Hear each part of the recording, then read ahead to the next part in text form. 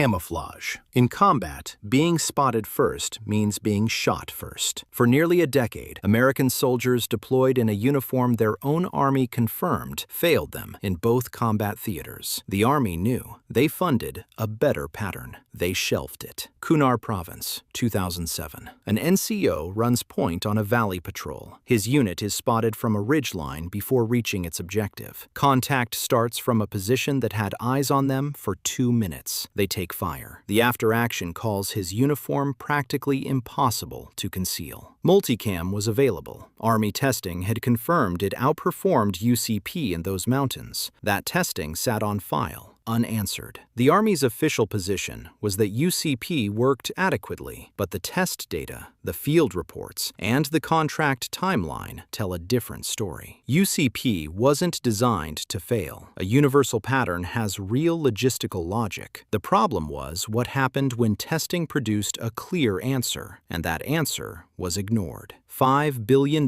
printed on every item in inventory. An emergency fix that cost over $1 billion. Congress forced to intervene to make the Army change its own soldiers' uniforms. This is the story of nearly $11 billion across 3 programs, and a final answer that turned out to be the same pattern the Army had funded and set aside in 2002. The same institution running those trials is running the Next Generation Uniform program right now. The Army has been losing this fight for 50 years. 1965. American infantry deploys to Vietnam in OG-107, a solid olive drab uniform. One color, no pattern. Against triple canopy jungle, against rice paddies, against any background more complex than a parking lot, American soldiers were visible at distance. The enemy was not. North Vietnamese Army regulars and Viet Cong fighters moved through dense vegetation, while U.S. troops stood out like targets on a range. The Army knew the problem. Jungle camouflage patterns had existed since World War II. The ERDL leaf pattern,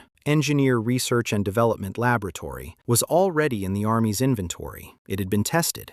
It worked significantly better than solid green in jungle environments. The Army issued OG-107 to frontline combat troops anyway. ERDL was eventually fielded, but late, in limited quantities, and never universally. Thousands of soldiers spent years in the wrong uniform, while the right one existed on the shelf. Vietnam ended. The Army standardized on the 4-color Woodland BDU, green, brown, black, tan. Designed for Central European forests, exactly the terrain the Cold War doctrine expected. For the forests of Germany, it was reasonable. 1991. Desert Storm. Approximately 147,000 U.S. Army soldiers deploy to Saudi Arabia and Kuwait. Their standard-issue uniform is Woodland BDU. The terrain is flat, tan, featureless desert. The pattern is green, brown, and black. The mismatch was so obvious that soldiers improvised on the spot, spray painting equipment tan, sourcing local fabric, modifying issued gear in the field to reduce their visual signature. The Army had a 6-color desert pattern, colloquially called chocolate chip, but supply was inconsistent. Units arrived in the wrong camouflage for the actual war. The Army filed the after-action reports. The lesson was documented,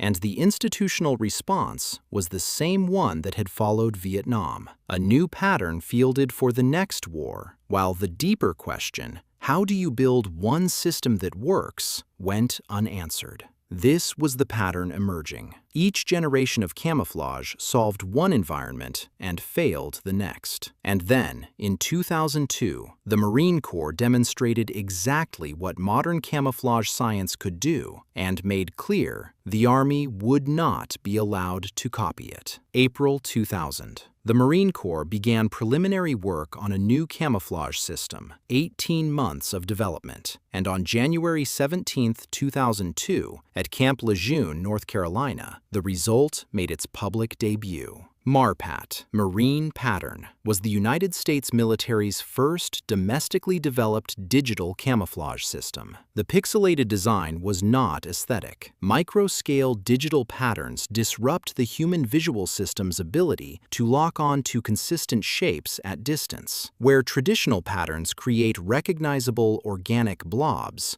digital grids fragment the visual signature. Night vision systems, which detect contrast and shape, are disrupted in the same way. Marine Corps testing showed MARPAT required roughly 3 times longer to detect than the olive drab it replaced. Once detected, it took observers approximately 2.5 times longer to confirm what they were seeing. In practical terms, MARPAT bought Marines time. Time to spot first, time to shoot first, time to survive. The Marine Corps completed the transition a full year ahead of schedule. By October 1, 2004, every Marine had replaced their BDU with the Marine Combat Utility Uniform in MARPAT. Then, the Marines did something that would have significant institutional consequences. They patented MARPAT. It was Marine Corps intellectual property. They would not share it with the Army. The Marines had demonstrated a superior camouflage system, patented it, and told the Army it could not use it. The Army, facing an institutional rival that had just leapfrogged them on individual soldier protection, launched its own digital camouflage program almost immediately. That dynamic, call it what it was, institutional pride, is where the trouble began. Not because the Army was wrong to want a better pattern, because pride moved faster than science. August 2002. The Army's camouflage trials began at the Soldier Systems Center in Natick, Massachusetts, the Army's primary facility for individual soldier equipment research and development. The scope was legitimate. Phase 1 tested 13 distinct patterns across multiple color variants. The methodology combined laboratory photo simulation with observer detection testing to measure real-world concealment performance. By the standards of a procurement program of this kind, the trials were scientifically defensible. On paper, this is exactly how procurement is supposed to work. Simultaneously, the Army contracted Cry Precision, a New York-based design firm, to develop a new camouflage pattern for the Objective Force Warrior Modernization Program. Cry's design, called Scorpion, was built specifically for military application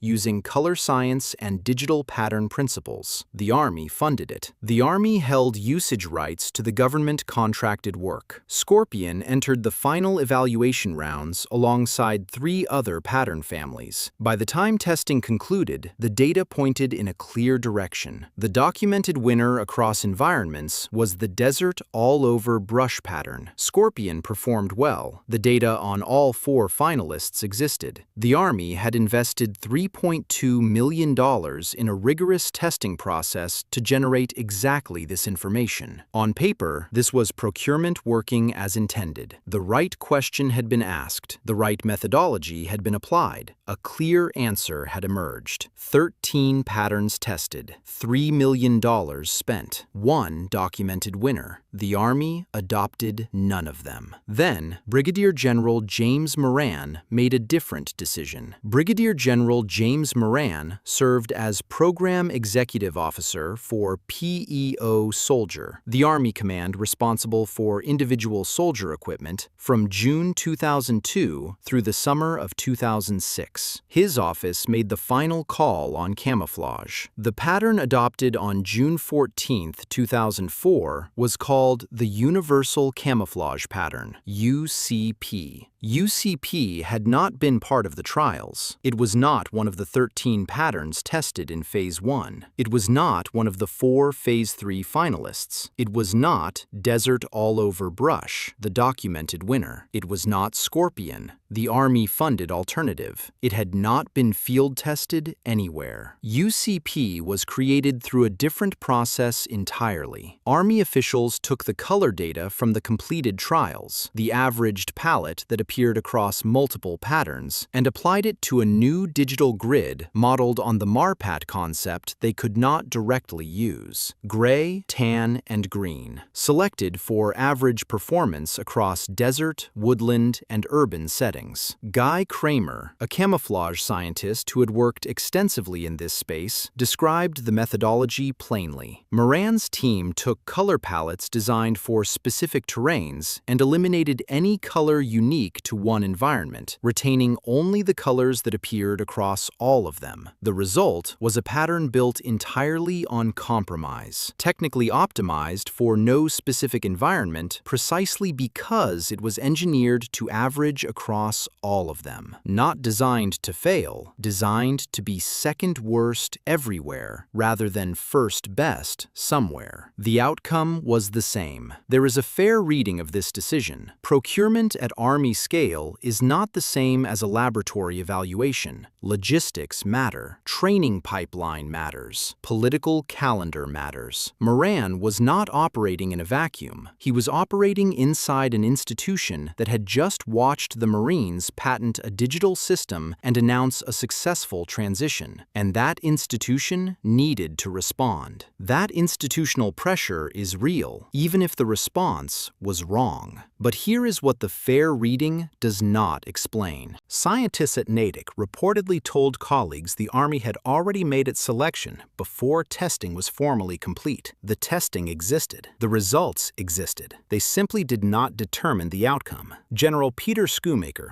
Army Chief of Staff at the time, later told soldiers at Fort Lewis that he had little to do with the decision. He described it as SMA Preston's baby, referring to Sergeant Major of the Army, Kenneth Preston. As long as SMA Preston was around, Schoomaker said, UCP would be around. That comment, made in 2004 while soldiers were already receiving the new uniform, is worth sitting with. The Army Chief of Staff was distancing himself from the decision while the decision was being executed. The uniform that NCO in Kunar would walk into a valley wearing 3 years later was selected on June 14, 2004. The Army combat uniform carrying UCP began fielding across the entire Army in 2005. By December 2007, every Army soldier had received one. One detail that does not appear in most accounts. In June 2004, the same month UCP was adopted, the Army formally asserted its rights to use the government-funded Scorpion pattern, the pattern their own contractor had developed, the pattern that had just competed in the trials. The Army already owned the answer. They had funded it themselves. Instead of using it, they locked it in a filing cabinet. That assertion would become relevant a decade later. The feedback started arriving quickly. 2005, Army units deployed to Afghanistan in the new ACU. Eastern and southern Afghanistan consists primarily of brown rock, tan dust, and gray-brown scrub. The UCP palette, gray, tan, green, produced a visual signature that stood out in those environments, rather than blending with them. Soldiers were not invisible, they were obvious. A second lieutenant named Chris Kahak, stationed at Forward Operating Base Future in Iraq, put it directly.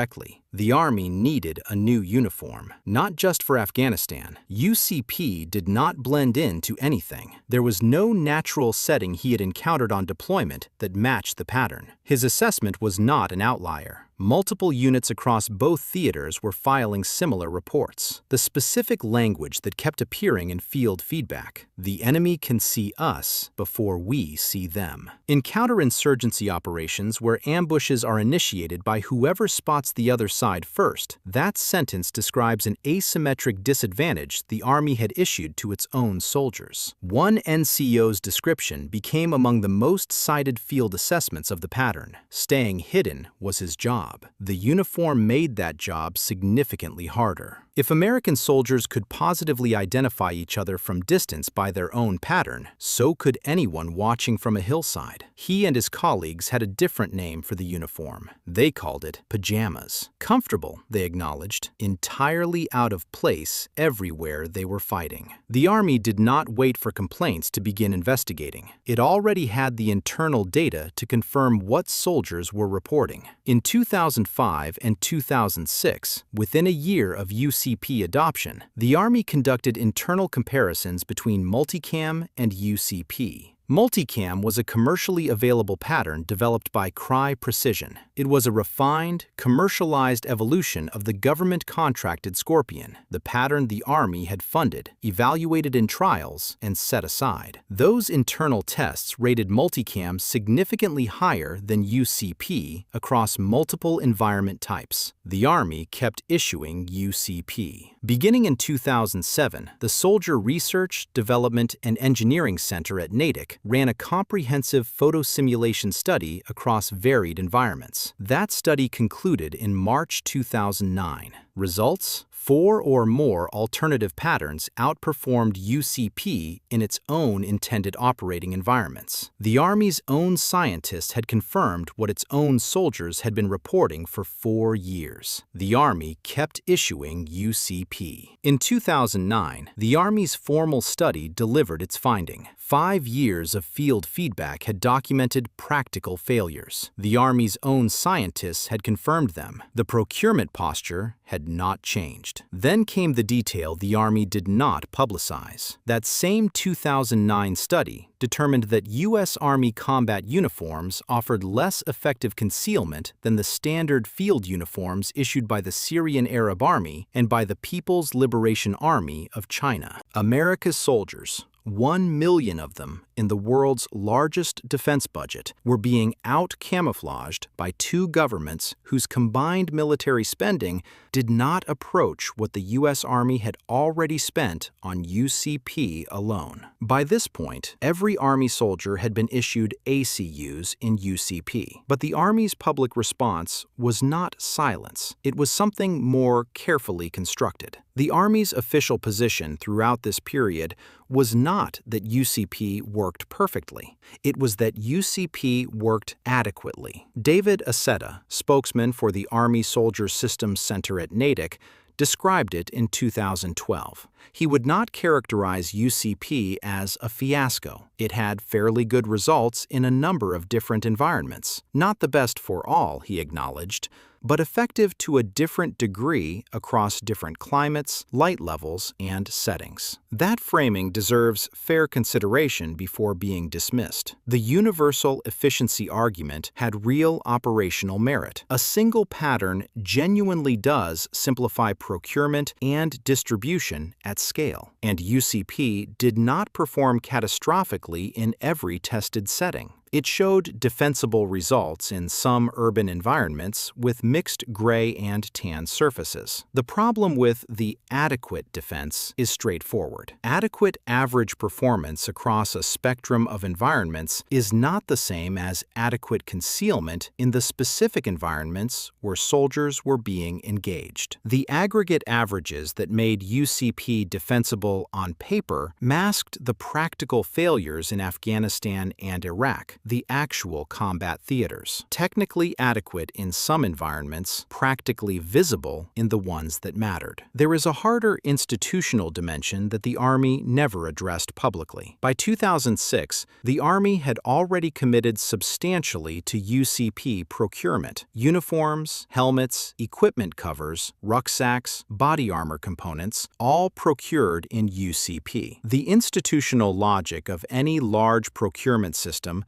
weighs heavily toward protecting that inventory investment, regardless of what field data reveals about the underlying product. The pattern continued because changing it meant admitting the original decision was wrong, and the officials who made that decision were already gone. That calculation worked internally. What it could not prevent was Congress. The change did not come from within the Army. In June 2009, Representative John Murtha of Pennsylvania, then chairman of the House Appropriations Subcommittee on Defense, included a directive in the fiscal year 2009 Supplemental Appropriations Appropriations Act. The language was direct. The Army was required to take immediate action to provide combat uniforms to personnel deployed to Afghanistan with a camouflage pattern suited to that environment. The impetus for MRTHA's intervention was not a GAO audit or an Inspector General report. It came from NCOs. For 5 years, soldiers had filed field reports documenting their exposure. For 5 years, those reports were absorbed by the bureaucracy while the Army's own internal studies confirmed the failure. Realizing the chain of command would not protect them, approximately a dozen non-commissioned officers made a choice that could end their careers. They bypassed normal Army channels and took their complaints directly to Capitol Hill. In an institution where the chain of command is everything, going outside it is professional suicide. These NCOs knew that. They did it anyway. Congress had to tell the Army to fix its own soldiers' uniforms. In September 2009, the Army submitted a 4-phase camouflage improvement plan to Congress. It outlined a testing program to evaluate alternative patterns for Afghanistan-specific use and potential Army-wide adoption. Framed as a proactive improvement initiative, not as the admission it actually was. But the institutional momentum that had resisted change for 5 years would now have to respond. The question was what it would cost. Phase 1 testing began in November 2009. 2,000 soldiers in Afghanistan evaluated MultiCam against UCP Delta, a modified variant the Army had developed in response to complaints about the standard pattern. In February 2010, MultiCam was selected for Afghanistan and redesignated Operation Enduring Freedom Camouflage Pattern, OEF-CP. The entire stated justification for UCP had been logistics. One pattern for the entire Army, universal issue, simplified distribution. That logic was now officially dismantled 6 years after adoption. Soldiers deploying to Afghanistan received OEF-CP. Soldiers everywhere else kept UCP. The Army had 2 standard patterns when it had spent $5 billion to have one. By July 2010, soldiers deploying to Afghanistan were receiving uniforms in OEF-CP. Every item produced in OEF-CP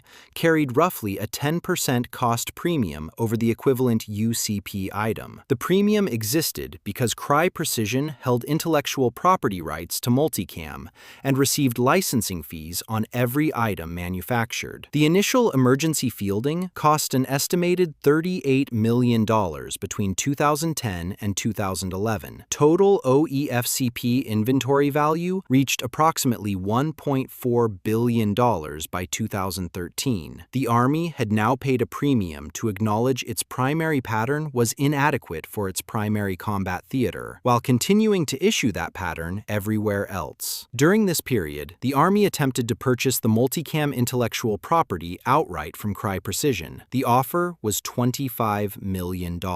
Cry declined. The Army made no counteroffer. The licensing arrangement continued. On paper, the emergency fix looked like responsiveness. In procurement terms, it was the most expensive Band-Aid the Army had ever applied to a self-inflicted wound. While generals in Washington argued over Cry Precision's licensing terms, soldiers in Kandahar were still walking patrols in a pattern their own Army had confirmed failed in those mountains. The contract debate was about money. The patrol was about whether they came back. The universal logic that justified UCP lasted exactly until the Army admitted it did not work. Then the Army paid extra for the exception it should have used from the start. But the Band-Aid also forced something the Army had been avoiding for 8 years: comprehensive testing, with no way to ignore the results. From 2011 through 2014, the Army ran the most comprehensive camouflage evaluation in its history. 22 pattern families families were initially submitted, down-selected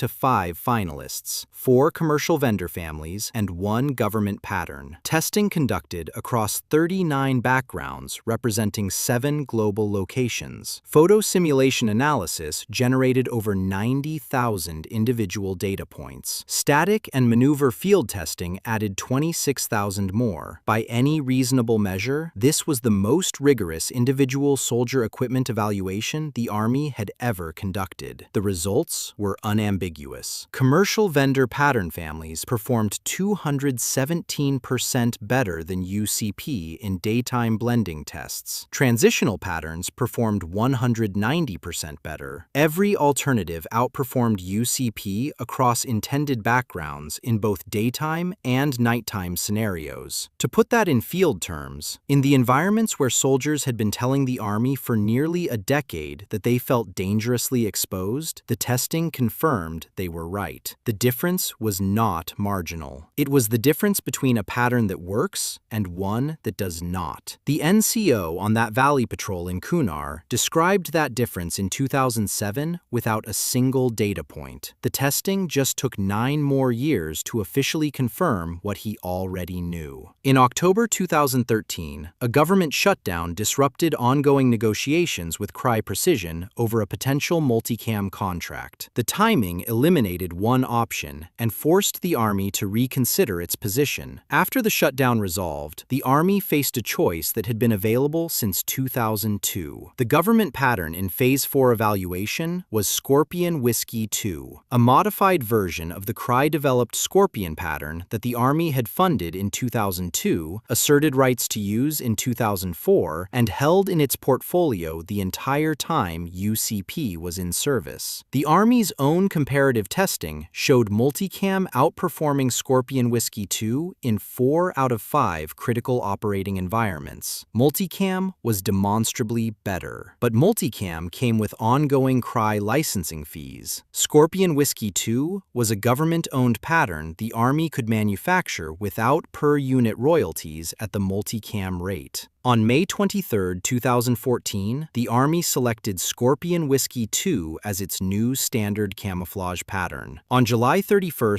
2014, it was officially named the Operational Camouflage Pattern, OCP. The pattern they selected was a direct descendant of the exact design they had locked in a filing cabinet in 2002. The Operational Camouflage Pattern became available for personal purchase on July 1, 2015, at 20 initial retail locations. First-day sales exceeded $1.4 million. Soldiers spent their own money to stop wearing UCP before any mandatory transition policy had taken effect. They were not waiting for the institutional schedule. They were buying their way out of the failed uniform as fast as inventory could supply it. When the Army's own soldiers vote with their wallets on day 1 to replace their issued gear, that is a signal the institution does not get to reframe as a success story. The formal transition window ran from July 2015 through October 1, 2019, 4 years during which UCP, OEF-CP, and OCP were all simultaneously authorized. The institutional failure did not stay contained to the Army. In 2007, the U.S. Navy introduced its own working uniform using a recolored derivative of UCP. The official rationale, documented in Navy acquisition records, was not battlefield concealment. The Navy working uniform was designed to hide paint, oil, and grease stains from commanding officers during inspections on ships and at shore installations. The United States Navy had adopted a camouflage pattern to camouflage dirt. By this point, the Army's pattern, confirmed to underperform Syrian and Chinese military uniforms in concealment testing, had become the template for a grease-stain solution across 3 branches of the U.S. military. The Air Force adopted OCP in October 2018. On October 1, 2019, 15 years after its June 2004 adoption, UCP was finally out of authorized wear. The Army still pays CRI precision licensing fees on OCP production. The exact royalty rate is not publicly disclosed. It is lower than the MultiCam rate, but it is not zero. But the financial accounting was worse than that. The GAO produced its formal assessment in September 2012. The numbers have not been substantially disputed. The Army spent approximately $5 billion on UCP uniforms and individual equipment from 2004 through 2012. That figure covers procurement only. It does not include the $3.2 million spent on the original trials whose results were not followed. The GAO estimated the OCP transition would cost approximately $4 billion over 5 years. New uniform production, equipment replacement, distribution, and centralized issue system changes. The intermediate OEF-CP emergency program added an additional estimated $1.4 to $1.6 billion in inventory value and costs between 2010 and 2015. Combined, approximately $10.6 billion across 3 camouflage programs spanning 15 years. The Phase 4 testing program that identified the correct answer cost less than $10 million over 6 years. Over 90,000 individual data points, 22 pattern families evaluated. Results clear enough that even the Army could not dispute them. The cost of following the original trial results, $3.2 million. The cost of ignoring them, $10.6 billion. That is the financial accounting. But the true cost was paid in the field, 3 seconds at a time, by soldiers wearing a uniform that made them targets. The pattern the Army paid to develop in 2002 became a commercial product it had to license back. The Army paid CRI to invent it, set it aside, paid CRI again to use it in an emergency, declined to own it, then adopted the government version, while still paying CRI licensing fees on production. The institutional logic that produced $10.6 billion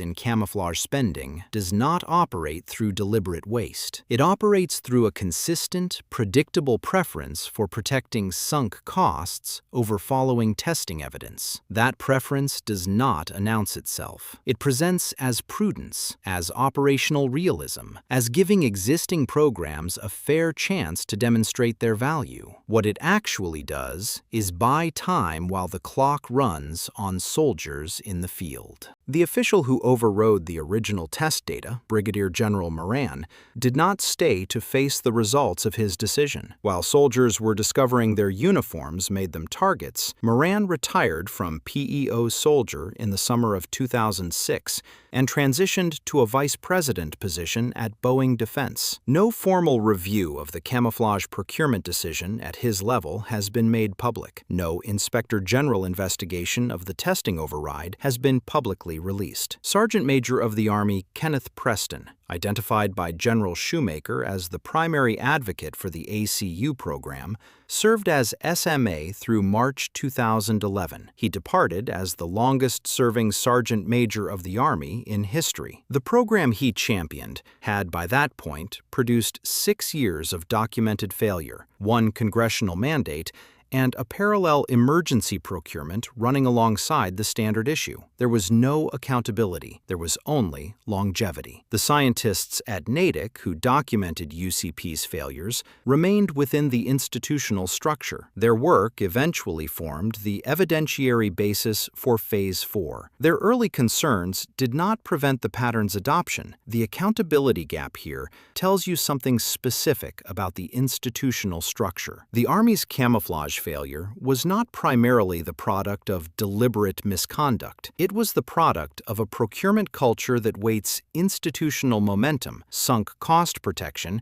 and inter-service optics above testing data. The decision to adopt UCP without field testing occurred within the normal operating parameters of that culture. The decision to continue issuing it after internal evidence of failure accumulated was consistent with the same culture. Congressional intervention was the natural result of a system without strong internal mechanisms for admitting major procurement errors. That same culture produced the body armor procurement failures running parallel to this story, the rifle optics gaps, the sniper rifle band-aids. The camouflage program is not an isolated institutional failure. It is an expression of a recurring pattern in how the Army decides, defends, and eventually reverses large-scale procurement decisions. Understanding that pattern matters more than cataloging any one program's costs. The OCP uniform works. Field assessments since the 2015 transition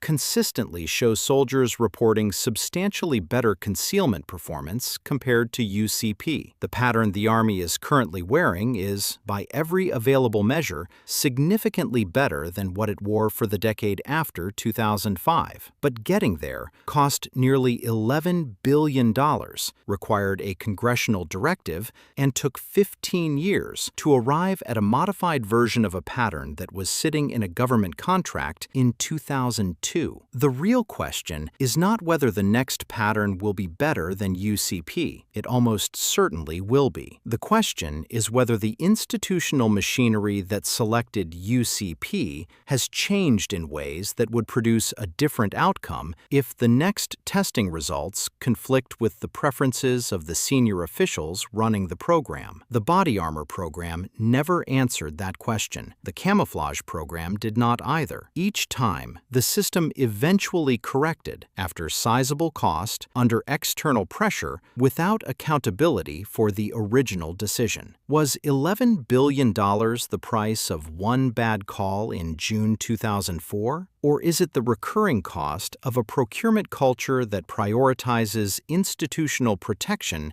over the soldiers it issues equipment to? That question is still being asked inside the Army today, and the answer will show up in what the next uniform looks like and how they decide on it. The Army fixed the pattern. It never fixed the culture that made UCP possible.